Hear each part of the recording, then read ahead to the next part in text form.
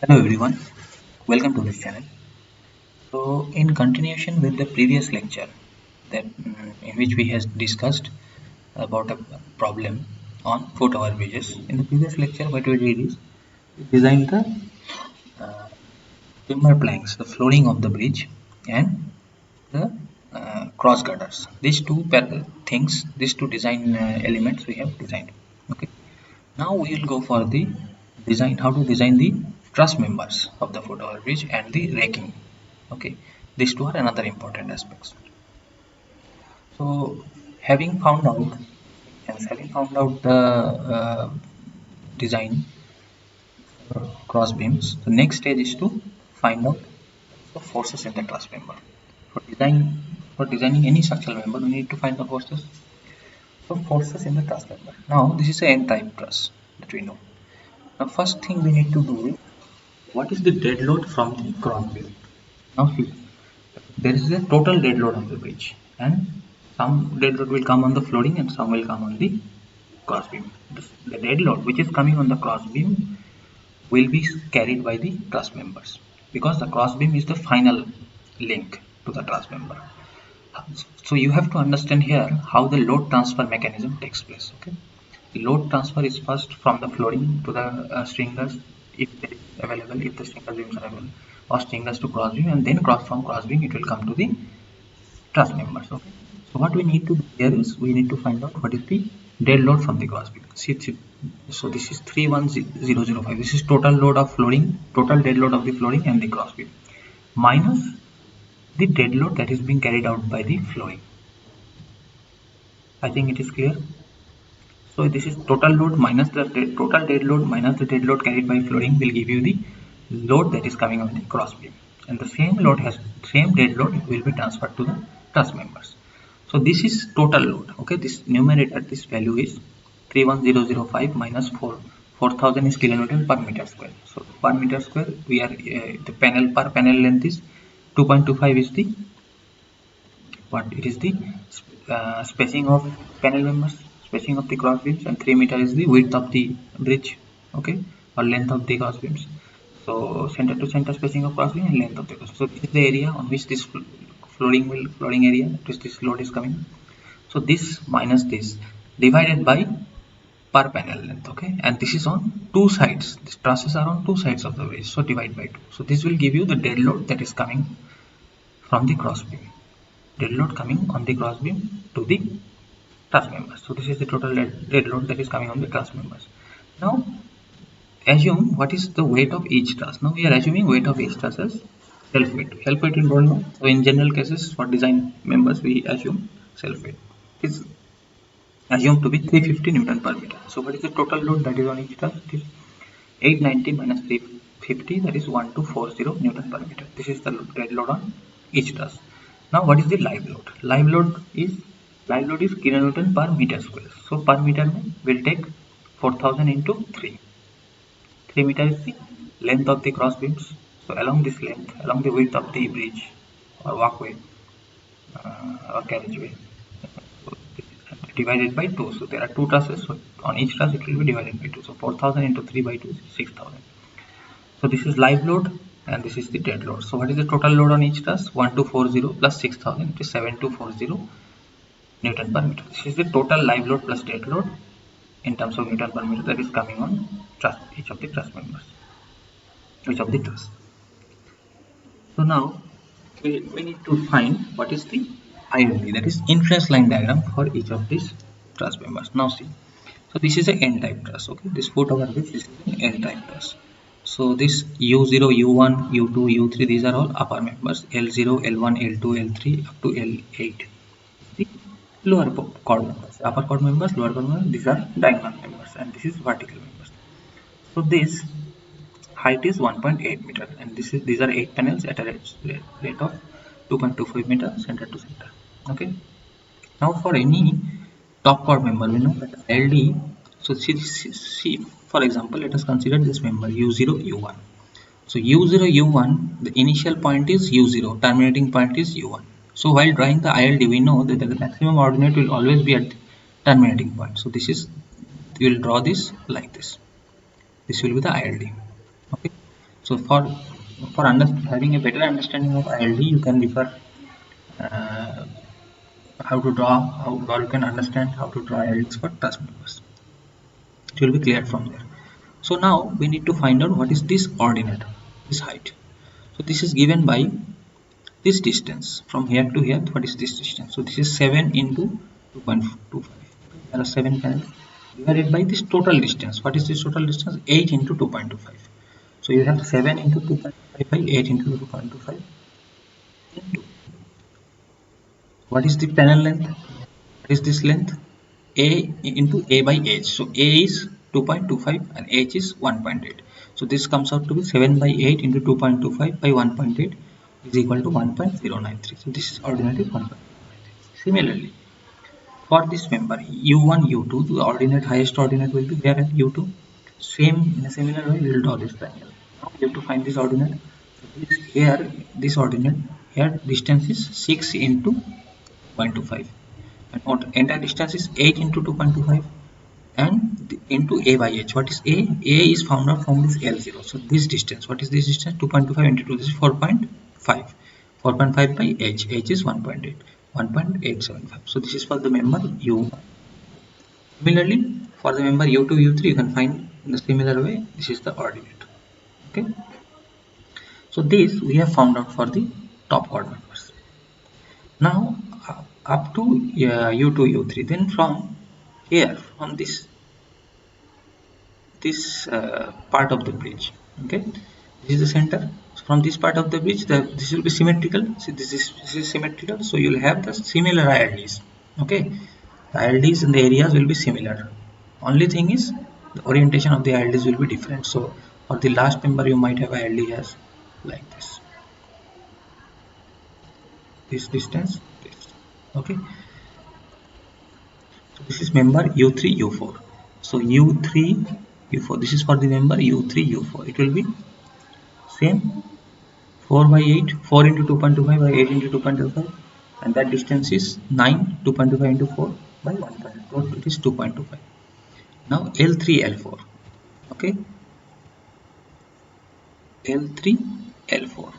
So this distance L3, L4. So for what that for the bottom chord members, ordinate will be at the initiating point. So remember this thing. For the top chord members, it will be at the terminating point. The ordinate maximum ordinate. For the bottom chord members, the maximum ordinate will be at the initiating point.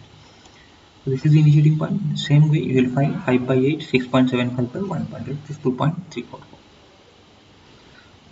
So now, having known the procedure to draw the ILD, you can draw ILD for any of the top or bottom chord members. Okay. So once you know L3, L4, you can find out for L2, L3, L1, L2, and L0, L1 similarly. Okay. So now we find what is the maximum forces in these members. So this member U0, U1, U1, U2, U2, U3, U3, U4. These are all top chord members. So this is the total load into the area of the ILD. Okay. So what is the area of ILD? Half into total length of the triangle is 18. Total base length, base width, height is 1.093. So from this you get this value. So this is positive. So this is compression. Okay. This top chord members are in compression. Similarly, you find in the similar way force in the U1, U2, U2, U3, and U3, U4.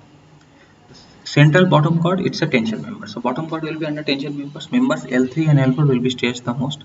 So member L3, L4 or L4, R5. Similarly, you will find what you have found in the last ILD. You know the ordinate, you know the length, you find what is the force member, that is in the tension member. Okay. So this way you can find what are the designed member forces in each of the truss members. Now, how to design the chord members? Now, see, for the designing part, here it is done by the WSM method. But you have to do, you can also do by Clemmy-State method. So here it is explained in a WSM, in working stress method. So the members U3, U4 and U4 are subjected to maximum compressive force, and you find out what you do is you find what is the design forces on all the top chord members and find what is the maximum compressive force, and you design for that only. So it will yield the maximum section, and that section you can use for all the other members.